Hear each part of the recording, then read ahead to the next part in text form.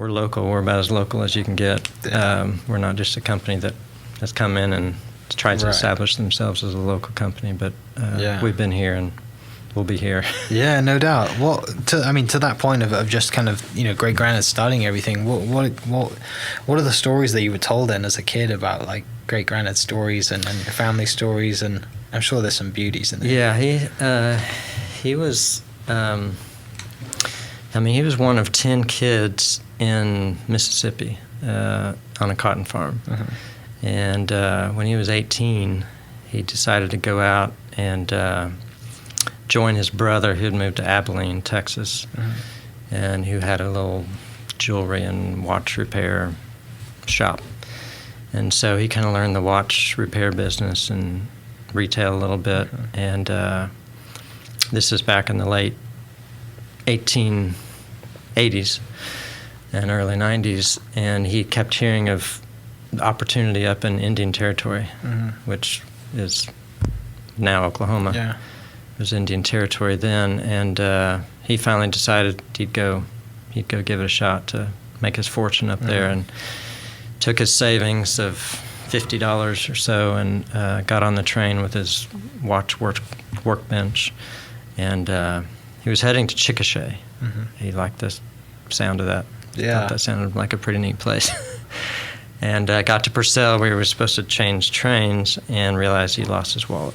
So he was basically stuck in Purcell, wandering the streets. With no money. He found an acquaintance that he knew in Abilene that owned like a racket store, which was a 5 and dime store, and he let him open up a little corner in his shop, and that's how he started. And that's amazing, isn't it? Started repairing watches, and soon got into a lot of the train employees, the railroad employees, all had to get their pocket watches inspected every 15 days because that's how they kept all the trains on time. And so he eventually became the official railroad inspector of watches, and so they had to come to him every 15 days. No iPhones back then, is there? No apps to keep you going. That's awesome. That's so cool. He was ambitious and creative and a real entrepreneur.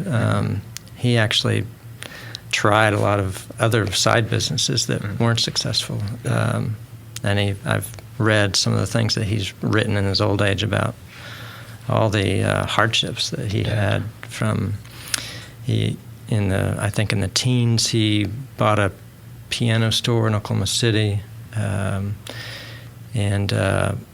his partner that he was with ended up basically stealing all of his money and leaving town. He got into some real estate that went bad. He tried some oil that was not good, and anyway, he had a lot of failures, but what he did have was a personality and an attitude of going out there and helping his fellow man. He was a very godly man. He helped start over 20 Methodist churches, and he became known as Mr. Methodist in Oklahoma. So there's a lot of heritage there, and we have something that he started.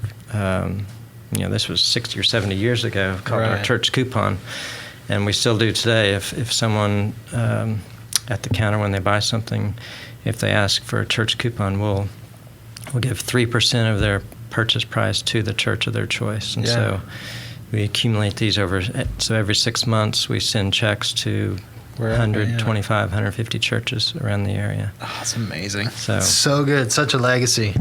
That's it's so cool to have kind of the all the writing and stuff that he's written down, and that have him around. And you need to do a family podcast just to sit down with recording equipment and just kind of have Granddad just kind of tell stories. Yeah, I've been thinking about that lately, actually.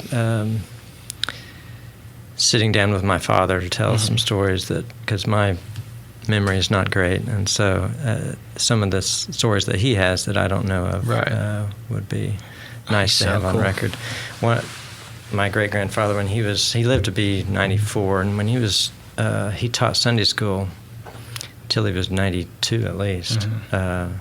maybe until he was 94, but right down the street from here at May Avenue Methodist Yeah. Church.